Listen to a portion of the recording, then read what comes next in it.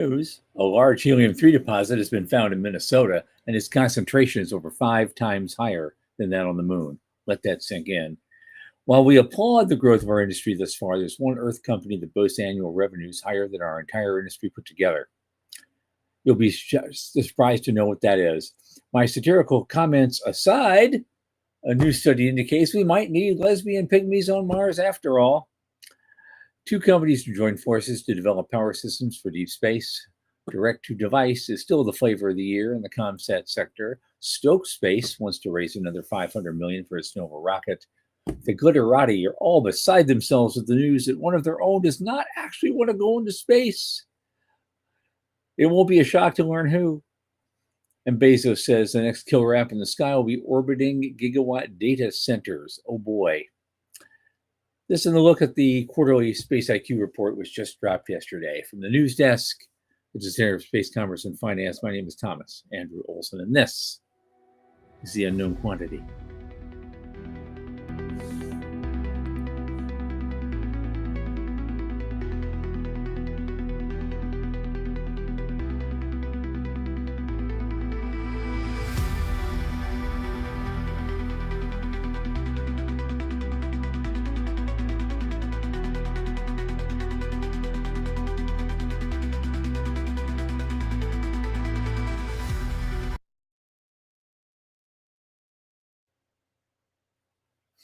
Okay, so as you know, this show is sponsored by the Center for Space Commerce and Finance. And what do? We champion and strengthen emerging space startups and space adjacent enterprises worldwide through advisory, access, and advocacy. Our pitch events and world-class boot camps fortify startups to be better investor ready. And a lot of our work, especially this podcast, is supported by our listeners and fans like you. Go to cscf.space/support and click that plain as day donate button. A little tip jar each month makes a big difference. Now, Michael Lane is not with us this evening. I think he's in one of those sweat lodges somewhere in eastern Washington. But if technology permits, my producer, Sean Key, is actually going to join us live. And when he reaches us, we'll have a lovely conversation. In the meantime, I'm going to go ahead and we're going to, whatever the show was, Sean, there he is. Hello, can you hear me? Yes, I can hear you and see you in real time. Folks, if you just tuning in, this was not working literally 10 seconds ago. Well, it's great to see you here, man. What is going on? We have, with you, what's going on? I haven't seen you live in a while. Yeah, nothing much. I've just been working behind the scenes, doing a lot of writing, of course. Yep. Not one of yours today. Yeah. Yeah. Cool. I think I have a cat that wants to come visit me. Well, that's fine. Yeah. Lucky you. I've got a couple of them. They're not running around right now. So, but yeah, you got you made some interesting comments. I heard about helium-3. I thought that perked my ears because I've written about it a couple of times. And then I read an article today. I think it's the same one you're going to talk about. I had to write a little bit response to it. So okay, go great. If you want to jump into it, let's go right ahead. Absolutely, let's go right ahead. Also, look at this. Yeah. Look. Yeah, Wes is here. Morty's here. Jason's here. Hi, guys. Awesome. The gang's here. Yeah, the gang's here. It's not the same without them. Well, I know. Welcome to the conversation, man. This is going to be fun. And so here we go. There's this company called Pulsar, I think it is. Yep. They're a helium project development company, and they just announced, like October 1st, actually, that what they call a landmark discovery of helium-3 at its Topaz project in Minnesota. Now, this is the short version. There's a whole link to this. If you guys want to look at it. Laboratory results from their well revealed sustained helium-3 concentrations, and get this, up to 14.5 parts per billion in produced gas.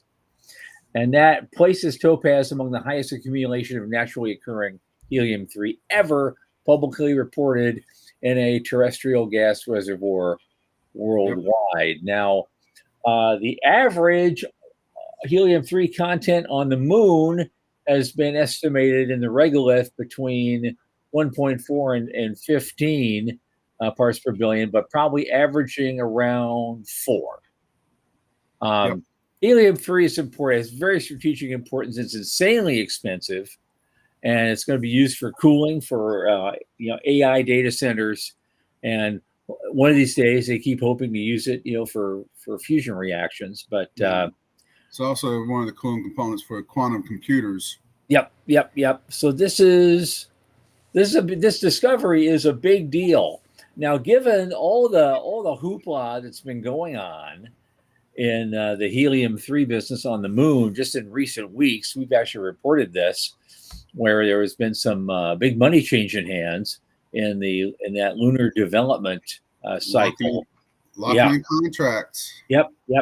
So how does that affect that investment now, the discovery of this? Is everybody going to sit around and go, well, we don't have to work so hard or work so fast to develop the lunar stuff? We've got this huge source of it sitting right here.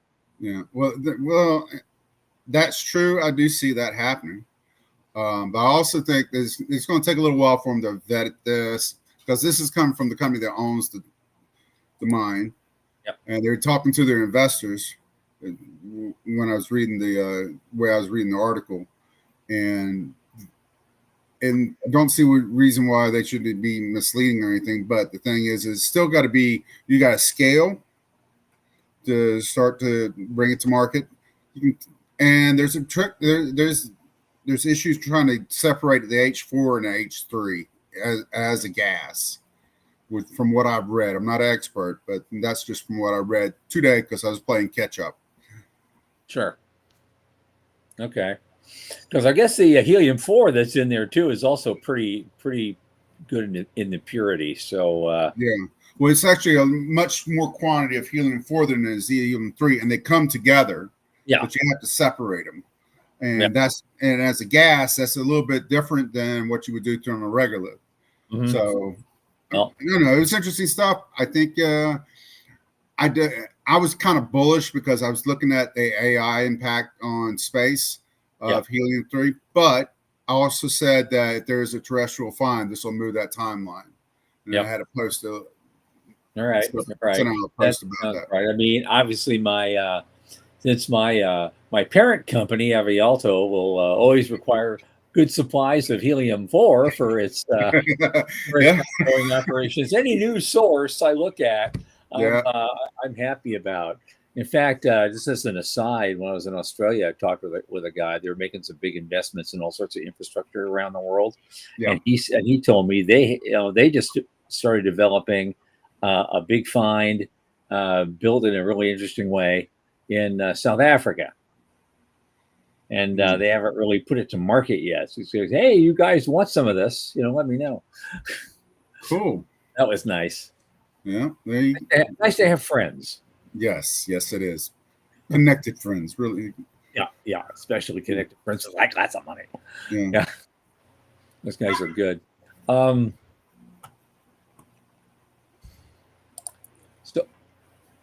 Well, we know it has strategic significance. We know the highlights is this concentration is exceptionally high, and so we'll see how long.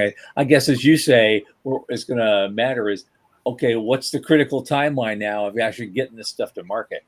Yep, that's what I'm looking at. It's an engineering problem, and everybody knows that there's a difference between a scientific problem and engineering problem. You just need enough iteration and money to engineer the problem solution. Yeah. And then there's a real difference between an engineering problem and a scientific problem and a social problem. Yeah. We've learned that in the space because they always tell you that. They always say, well, if they can send a man on the moon, they can feed little children and this, Yes. That's a social problem. That's a political problem. Yeah. Apollo was an engineering challenge, is what that was. And so people don't get that. And Jason's right. Off-worlding will always be a thing. Yeah. All right, ready for the next one, sir? Yes, I am. It's something Michael sent us earlier today. It's one of those visual capitalist things, and they're ranking America's top companies by revenue over time, year over year, for about the last 70 years.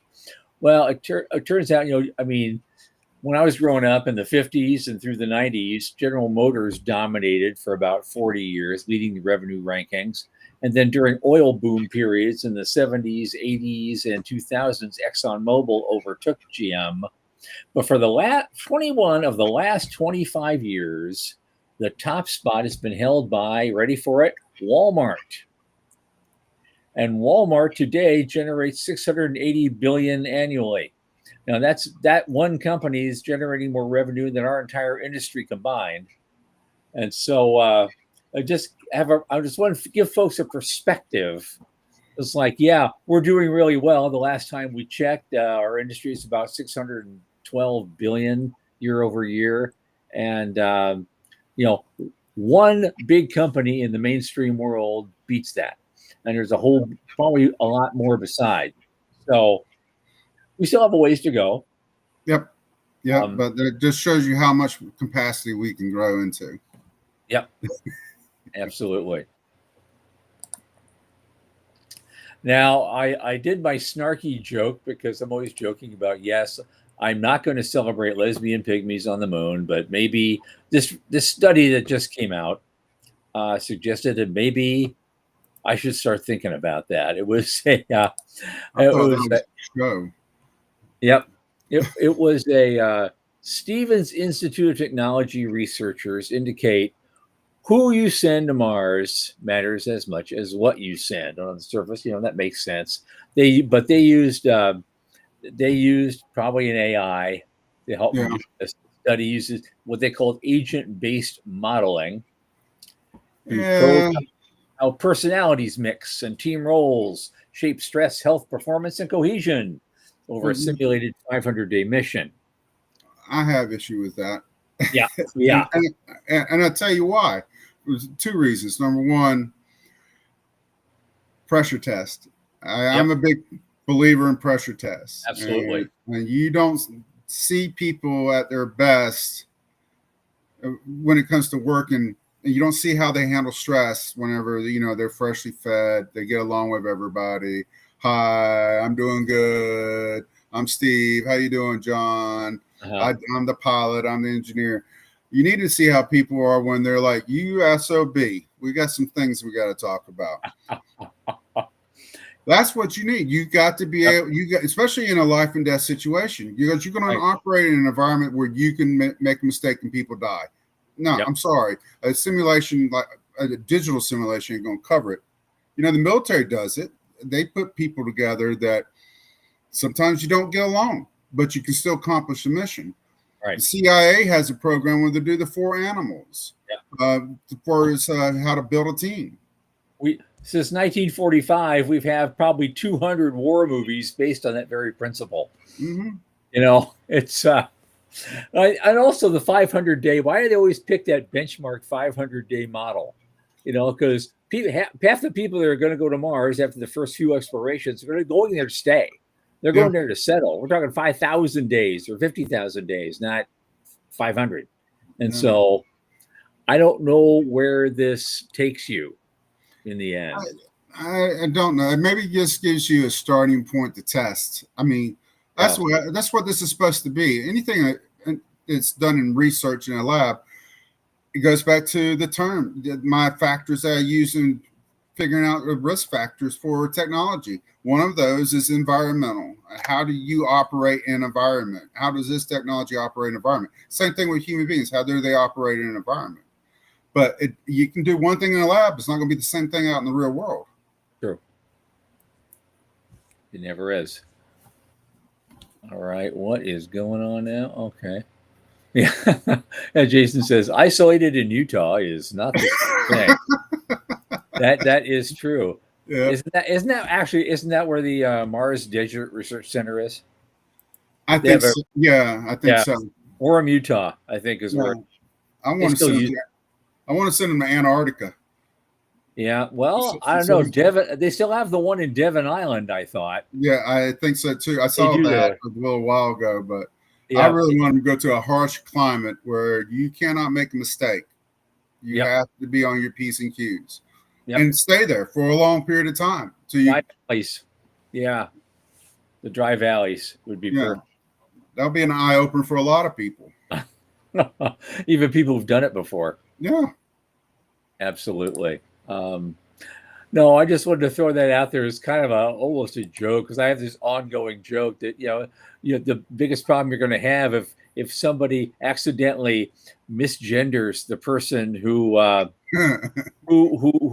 job it is to clean the CO2 scrubbers, and they just quit.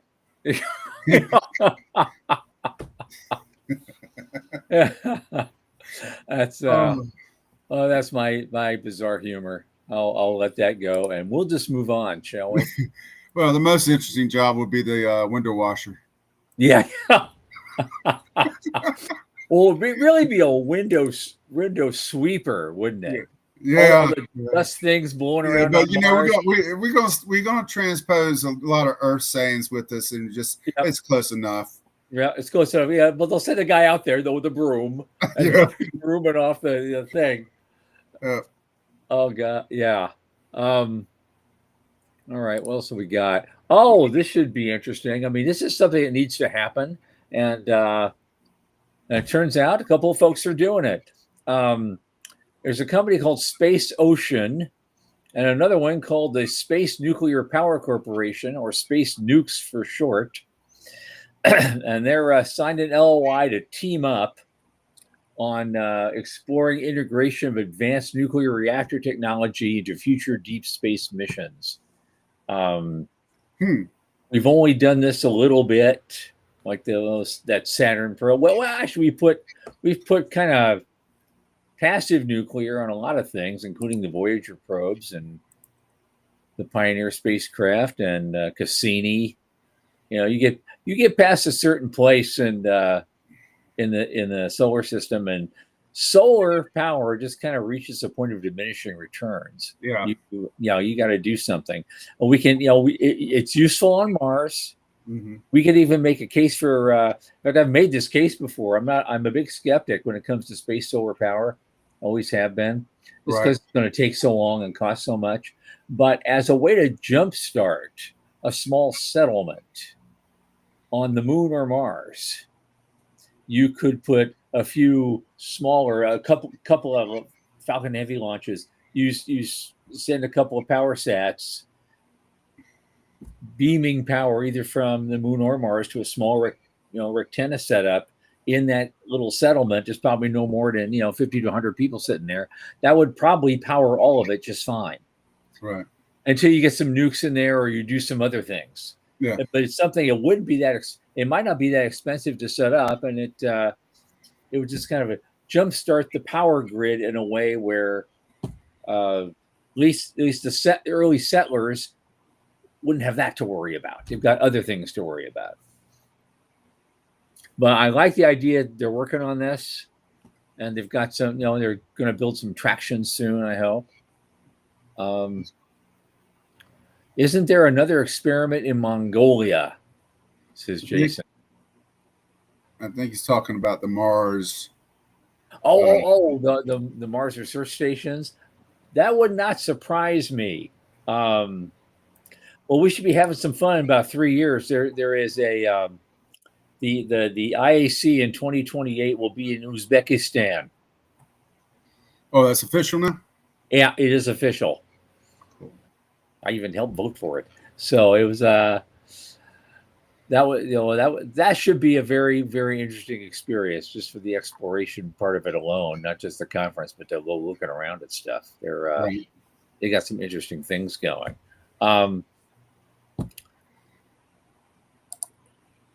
So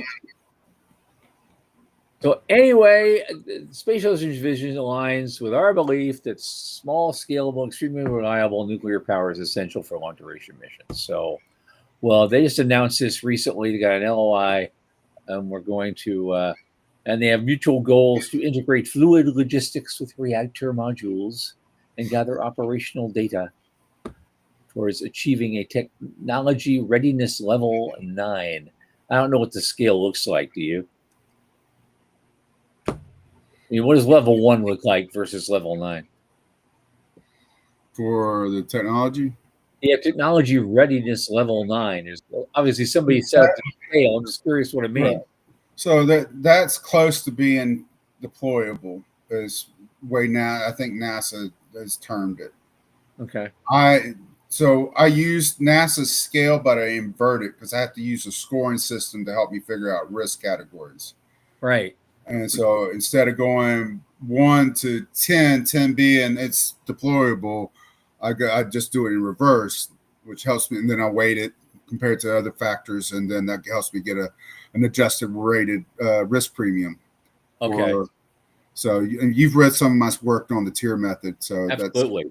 that's Well, kind of in your scale, 1 is actually good and yeah. deployable, and 10 is like, this is risky as hell, man. Yeah, because if you got a risky proposition, if you got a risky asset, your premium's going to be higher.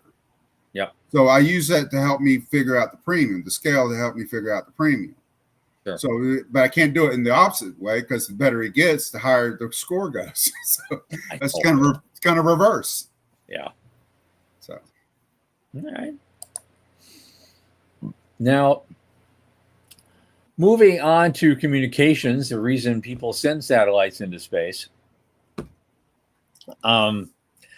Walt Anderson and I often joke that the direct to device has become the flavor of the month and maybe the flavor of the year. And in certain areas, it doesn't always make economic sense. I mean, the platforms that we're building are doing full blown Wi-Fi and mobile backhaul, for example. But this stuff is still going on, and these big guys want to spend a lot of money on it, so that's what they're doing. In this case, an outfit called AST Space Mobile, and they're building what they call the first and only space-based cellular broadband network directly accessible by standard smartphones. Is the key there. They've signed a commercial agreement with Verizon, one of the biggest delivery services in the Americas, to deliver direct to cellular service for Verizon customers beginning next year. So they must be a technology readiness level 9. if they say so. Yep.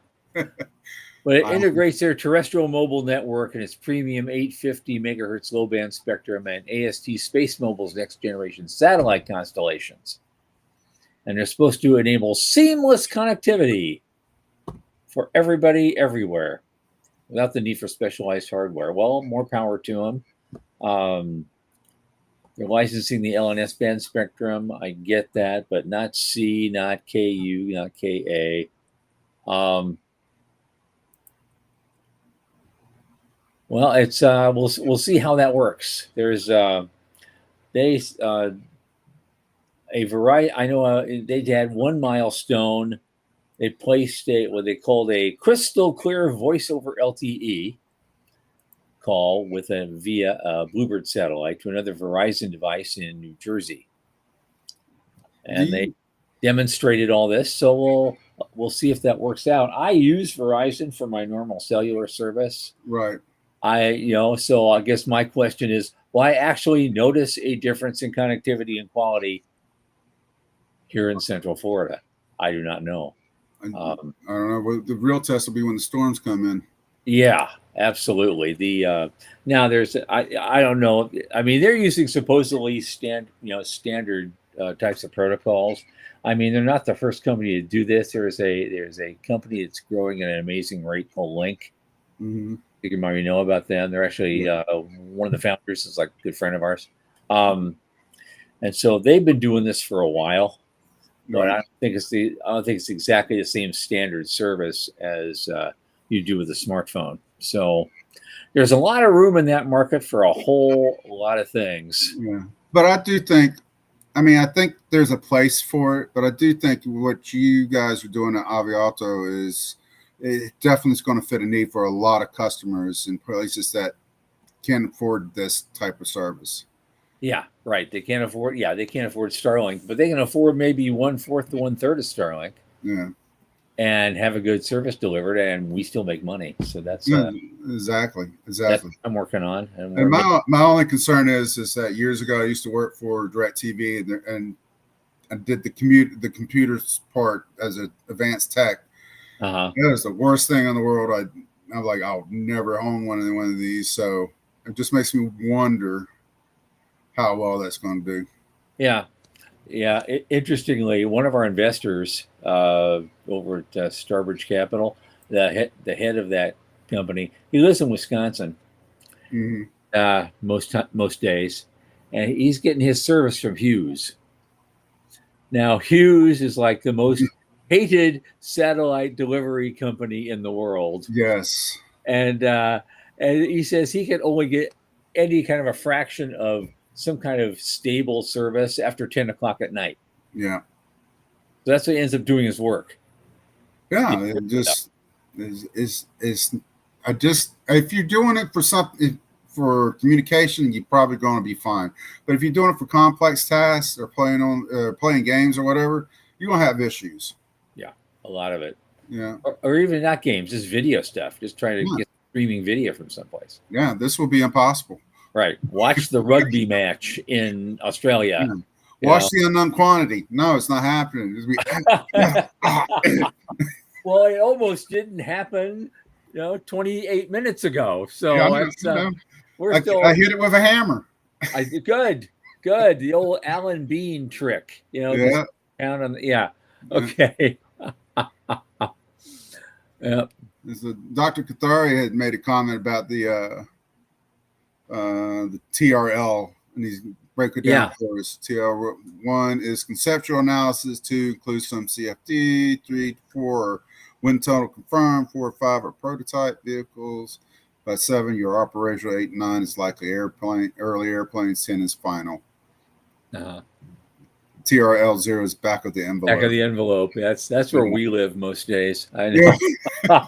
That's how we get the show off the ground. That's how we get the show going. Yes. Absolutely. Yes, I get to go and pull my hair out tomorrow trying to figure out Monday show. Well, you have some left. Yeah. Thing, Yeah. Why do you think I wear this hat? You have some. I thought it was for the show. Well, it's for the show. This is, Yeah. it's a good. I think it's a good look. I need more hats though. So now, since this show is supposed to be about the intersection of space and money, we have some space and money. All right. There's a company right in Michael's backyard, but he wouldn't know today because he's still sitting in the sweat lodge. Yeah.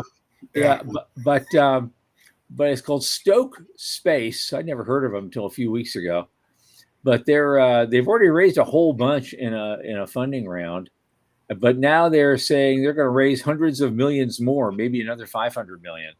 Yeah. And no one never knew who they were a year ago. Now all of a sudden they're going to get all this funding, and supposedly their value will be at 2 billion. Yeah, twice as much as what they were quoted in January. Yeah, by PitchBook. Yeah. And the lead investor is Thomas Tull's U.S. Innovative Technology Fund. Okay. They're true believers, those guys. They already did short hop tests of an upper stage 2 years ago, the first stage boosters and latter stage of development. So they've got the pieces. I guess they want to raise the rest of it so they can finally put it all together and get that thing off the ground. I'm looking at this thing. They've got a little video here. It's kind of cool. Okay. That's so I just want to know where their facility was. They have a big facility in Kent, Washington, which is not far from Blue Origin, and a test facility at Moses Lake. But the launch facility is in Florida, which actually makes more sense. I want to know where they were launching from. But okay. Yeah. All right. And so. Yeah, we'll let it's all about everybody. it's all about laying infrastructure in space, and so and there's plenty of room still in all that industry for everything, which we're going to talk about here in a little bit. But Stoke is stoked. They're going to get another 500 mil. Yeah, I have to sit down and figure out what gap they're going to fill in. I mean, you got Yeah. SpaceX that's dominating a certain sector of the launch industry. I just got to sit down and take a look at their model. Well, because it does raise the question: has SpaceX gotten so far of a lead that no one's going to be able to catch them? I don't know, though. I was thinking about that earlier this week. I'm not quite 100% certain that somebody will catch them. Blue Origin seems to be content doing what they're doing right now, to tell you the truth. Yeah. Yeah, they take their time. Yeah, but Bezos takes his time. But SpaceX they're chugging along. Are you really going to have somebody who's bound and determined at least soak up some of that market that they have captured? Yeah, and try to take them on. And I don't know if somebody has the risk. Speaking of risk, the capacity for that kind of risk financially or with business, because you really are going to have to take on some risk to try to catch up with them. Well, the closest one that probably can do that right now, eventually, it might be Rocket Lab. Could be, but they got to get. I have to see an acceleration on their development. Right. Well, I haven't seen an acceleration of any kind from Blue Origin in a while. I know. So they'd be the closest. Everybody's rooting for them as the closest guys who try to take on Musk. And New Glenn flew once. Well, it needs to fly 10 more times in rapid succession to get anybody to start believing in that. Well, they're content taking tourists to space. Not everybody wants to go, but I mean. Yeah, there is we're coming to that. There is they did double down on their flight rate for the new Shepard. Right. To make suborbital flights. But one person who said absolutely positively amongst the Hollywood elite that I do not want to go to space. That sounds awful. Why would I ever do it? And you could probably guess who it is. It is Taylor Swift. He says, I have absolutely no reason of doing that. She's going to completely pass. I'm not bothered by that. I think it's a very common reaction from a lot of people. No, I'm good with keeping my feet on the ground. When I tell people I used to jump out of planes, they're like, "What's wrong with you?" Jumping out of a perfectly good airplane. When I tell them I plan on doing it with my Army buddies in Mount Dora in the lake next year, they're like, "What is wrong with you?" Because you can land in the lake at Mount Dora, and it's not filled with alligators, unlike Lake Jessup. Yeah. So no one's diving over that one anytime soon. I was just looking to see if all the Swifties are going to go nuts now and go, and start having. No, you should fly. You should do it. I doubt it. They'll probably be in line with her and go, "No, I wouldn't go. Yeah, there are no Swifties in our audience, so. Yeah, but she had to go out of her way. Oh, somebody probably asked her to say that, Somebody probably had to ask her. Yeah, somebody. She's on this show. Okay, she was on BBC Radio 2. So he was on the Scott Mills does a breakfast show interview, which aired this last Monday. And so, that's how that came out. So we'll see what becomes of that. If there is any ripple effect, I don't know if there is or not. Last thing. I guess it's inevitable. Giant gigawatt orbital data centers empowered by sunlight. I guess his argument is orbital data centers is they're self-powered. It'd be self-powered with solar, and that's the best way to satisfy tech industry's need for more power to fuel advances in artificial intelligence.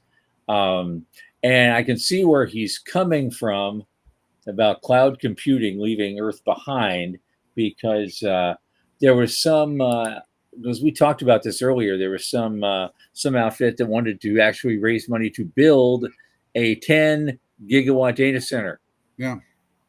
somewhere. Never mind the fact that the purpose of that AI data center is like to track every move you make, probably. But that aside, there's just not enough in the grid to support that. The biggest power generators we have, whether they're nuclear, coal fired, whatever they are, won't produce more than a gigawatt at a time. So you need 10 of those to power this thing. So what do? Does everyone else have to go through brownouts to satisfy this thing's insatiable need? Well, yeah, that's true. And it raises the question, what are we doing this all for? But well, we obviously are data consuming. We consume data more than we do oil. That's and that's what this is turning into. Is data is this this century's oil. Well, except you can't run your car with it. True, you can't run your car, but you can run a bank account. You can run bank accounts. Yeah. And that's a lot different. Look at Bitcoin. Look at blockchain. Yeah. There's value in that. And that takes up energy. So, there's a problem with latency if you transmit information back from orbit. But as a storage place, I see, and as an infrastructure for just operating in space, I think this is natural progression in the infrastructure. I'm very bullish. I'm actually very bullish on that part right there. Sure, that makes perfect sense. I've got this app now. It's not Sky Scanner. It's called Sky something. But I finally it allows me to see where the planets and stars are and anything. I turn on this app and I aim it up at a portion of the sky, and it'll tell you in real time. Okay, that bright thing you're looking at over there. Oh, that's Jupiter. And I'll show you a picture of Jupiter. And there's a star over here, and here's here's a constellation, and this and that and the other. And then if I got the paid version, which allows me also to see where Uranus and Neptune are in the night sky. But the one feature that paid version has that the original did not, it tracks space junk. Oh, crap tons of space junk. And you can go in and you can see these little things. They all have the same icon, the shape of like a spinning, spent upper stage, right? That's what it looks like. And you go in and you click on this, and it'll tell you what it was and when it was launched. Cool. And it's still sitting up there. And I saw something. It was like some kind of upper stage Atlas thing that had been launched in 1963. Wow. It's still up there. And so when I think about big data centers in space, you have to be concerned about, you got to plot the 62-year-old spent Atlas upper stage possibly running into it. Yeah. Because the bigger you build these things, right, the more you have to look out for that. I mean, the ISS right now does little jinking maneuvers all the time to get out of the way of something. I mean, I would like to see in the future like maybe a documentary of a Sanford Son style junk man up there.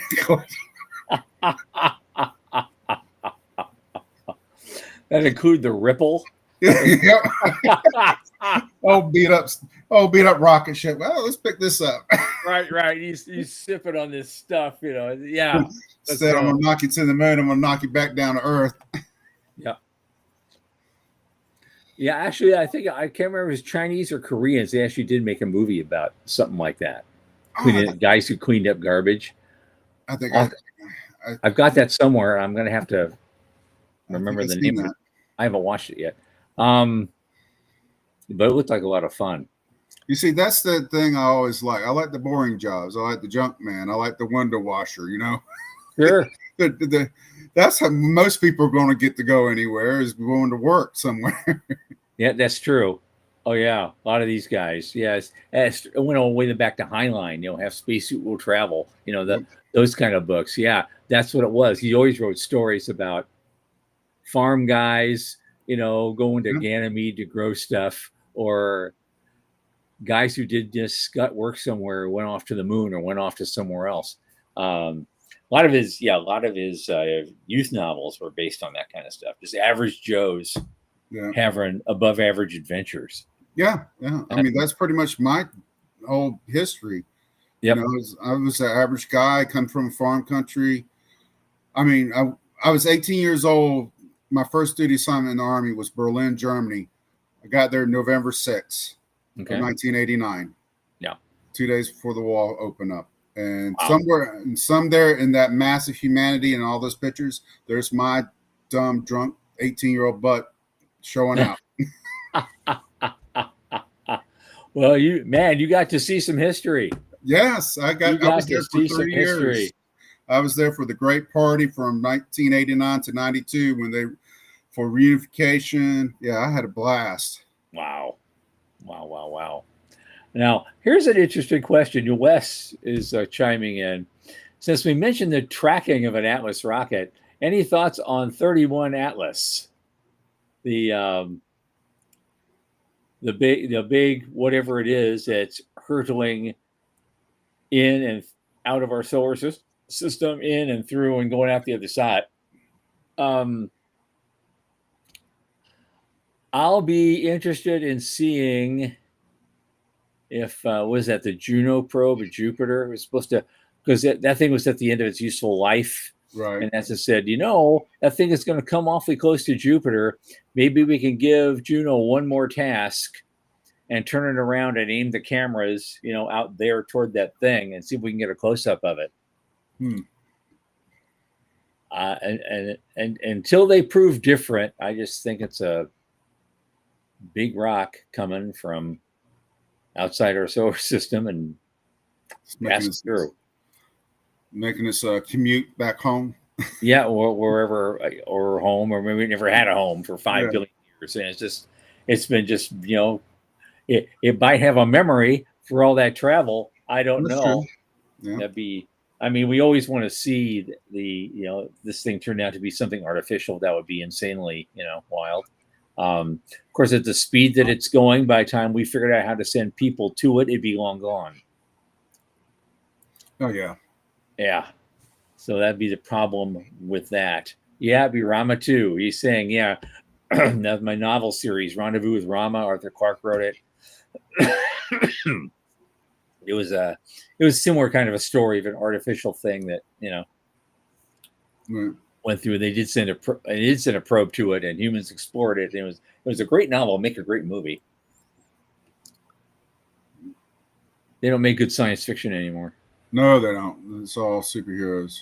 But I got 500 books on my shelf that said, any one of which would make a great movie. No one will consider those because I guess, these Hollywood morons. Yeah, I like the low budget science fiction. I told you one of my favorite movies was Moon.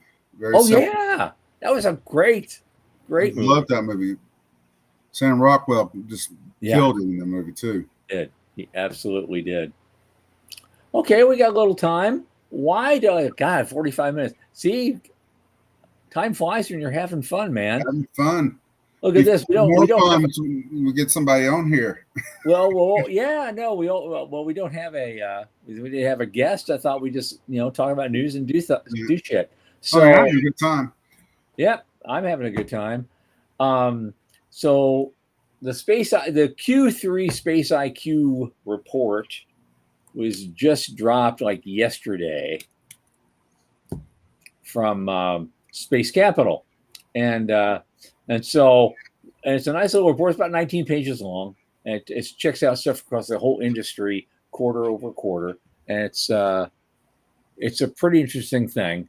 But I guess for our audience, I would probably say, okay, why should we care? Who are these guys? Well, it turns out they're a seed stage VC firm. They've had over 400 million AUM investing at the intersection of space tech and global markets.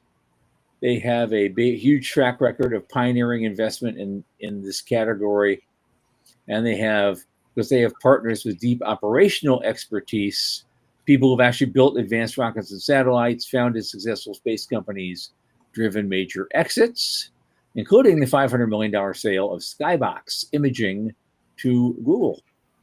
And so what they do is they in their report they break down private investment in the space economy into three key categories, thinking that through that they'll provide a holistic view of the commercial ecosystem, and they are infrastructure, distribution, and applications. And so from infrastructure, they say, oh, this is the hardware and software to build, launch, and operate. Distribution is hardware and software to connect, process, and manage data from space-based assets. One of the biggest ones they point to, of course, is GPS, which is enabling trillion-dollar companies now, and Earth observation data management platforms. And then you drill down even more granular, and you get back down to applications. Now, that's just specialized hardware and software that utilizes the data from space-based assets, such as rideshare services, agricultural data analytics, geographic intelligence, Internet of Things, sensor monitoring, SATCOM, and even parametric weather insurance. And so you have companies like Uber and Anduril and Arbol as kind of examples of that. Now, Q3 alone saw $5.8 billion in new investments across 115 companies, and 87% of that is VC driven. So they're already ahead of last year. In the last 12 months, $49 billion have been invested in startups, early stage companies. But the nice part about this, they don't just talk about what's going in, they talk about what's going out. And that's and 20 some odd years ago when we were first talking about this stuff, no one dared to talk about an exit because that seemed like such a pipe dream at the time. But now we're seeing it all the time. Just this last quarter alone, there were 33.2 billion in exits spread across 29 deals. 26 mergers and acquisitions, and 3 IPOs. So for our industry, our small growing industry, that's quite a lot. Yeah, but we still suffer from extended periods of time between initial funding to exit. Yeah, that's one of the problems that I've noticed that VCs are having with their LPs are having with VCs. True. And it's part of it's technology, part of it is, strategically holding off for you either find a merging partner or hopefully getting picked up. But then you only got so many people that are capable to merge with you or capable to pick you up. So there's an issue there because traditionally it's about 7 years, right. You invest in it. And then, but if you go 14 years, that's the reason why they're getting upset. And there's a big, and some of the VCs I've come across, they're, it's just like we're having a hard time. Yeah. So. Well, we knew that was going to happen before they even started investing. We were saying, we were asking the question a long time ago, how are you going to get money out of VCs? They're going to want 10x for, exit within 5 to 7 years. Exactly. And it's not happening. Yeah. So some people. Well, trust me, in 1999, no one could make that business case. So the fact that some people are making a business case now and are even getting to actual exits is thrilling to me. Yeah. But I mean, truth is, we still have an infrastructure that is developing. Yeah. And so even though it's not the investment's lasting longer, there is still a tangible product there at the end. My issue with the report, though, is how they were kind of compared the exits like Uber and Lyft with, this is pretty much infrastructure. Yeah. And this is not the same. I wouldn't use this category to Uber and Lyft or any application as a comparison to this type of, because it's such false expectations. Right. But the interesting part is the geo-int sector, which is what companies like Uber depend on, the geographical interest Yeah. investment. In the last 5 years, investment in that particular subsector has surged from 1 billion in 2020 to a record 21.6 billion as of the end of third quarter of this year. Right. And so, and Google launched something called the Alpha Earth Foundation in this quarter. They said it was a pivotal event, creating a planetary scale model from all the data. And so they using AI to accelerate the industry's architectural shift from pixels to embeddings. And now it's getting over my head. Replacing brittle bespoke models with a queryable learned representation of the Earth. So you just spoke Swahili to me. I did. I know. I barely, can figure this out myself. And I was in IT for 31 years. So, but they're saying all that money and all the stuff they do, it doesn't solve GeoAI, but it does validate the category. And creates a foundational layer for something else. And now the value chain is reforming around this stuff. The whole value chain is reforming around intelligent representations and not just the raw pixels like they used to do. So, but they think all this stuff leaves investors. Defense demand is the near-term engine. Dual use is the fastest route to revenue. Infrastructure is investable again, but must tie programs of record, spectrum, or other moats. Yeah. Okay. And Starlink and Kuiper scales are going to deepen, direct to consumer when they can. Good luck. They're going to start stitching, and they're doing it already, terrestrially. They're going to stitch AI outputs into enterprise workflows and mission systems. It's going to affect everybody, and it's going to do. And so exits are going to skew towards consolidation, selective IPOs, and multiples that reward operating cadence over simple narratives. So it's all about execution, which is, a no-brainer to say something like that. Jason has an interesting comment. There's a wider platform, and with the consistency of China walking it forward, who will decide the future of space? Future developers. Yeah. He also talked about quantum positioning, which is, I guess, he's kind of suggesting that that's going to be the replacement maybe for GPS. It'll be the next big thing. Yeah. Everything's quantum or AI anymore. Yeah, it's the next iteration of technology. It makes me wonder, though. I didn't think about this today while I was writing up my response about the Q3, but the impact. Germany had just announced that $41 billion American dollars over 5 years. They're going to invest in their space defense. Okay. And then other countries like UK, France, Italy, Poland, they were mentioned in the same article I was reading. They're looking at doing something similar. And even if they don't match what Germany's projected to do, say they do half of that each, which is, kind of reasonable. That's $20 billion each. That's another $80 billion right there. So you're talking about a little bit over $120 billion coming out of the European Union for space defense. I see them seeing themselves as also a block against China. Yeah. That would make sense. I'm looking at, there's a lot of infrastructure data. I mean, but there's they say the top deals this quarter are stuff you probably haven't heard of. Galactic Energy, G-Space, Castellian, Hadrian. They've all doing Series B, C's, and D's and doing hundreds of millions at each turn and multiple rounds. I saw something I looked at earlier this evening, and I wanted to see it again. Not applications, but the path to exit. Oh, this is it. It was acquisition volume. I saw this thing. It's on page 15.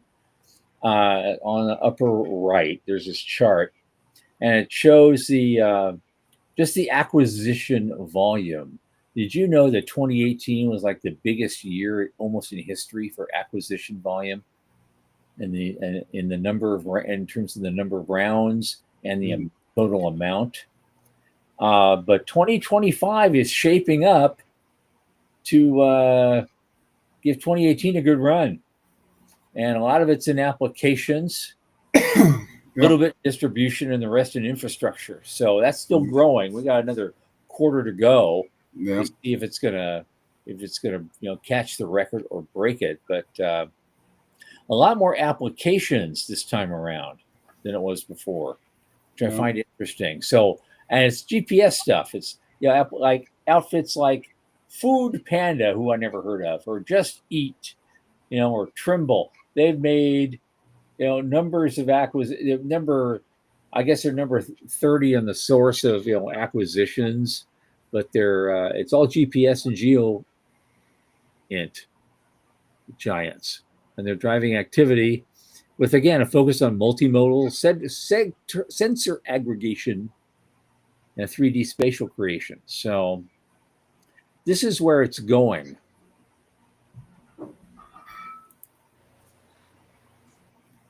Oh, it's good. I like numbers. I don't like him like my son. He's getting his PhD in astrophysics. Okay. But all right, out in Vegas, the Air Force sent him there to get his PhD in astrophysics. Okay. All right. So there's also a really interesting chart that kind of tells you where everything's going, just in a gross way, and maybe we'll kind of leave it with that. It's page 17, and it shows in the upper half above the fold those three tech layers I talked about going horizontally: applications, distribution, and infrastructure.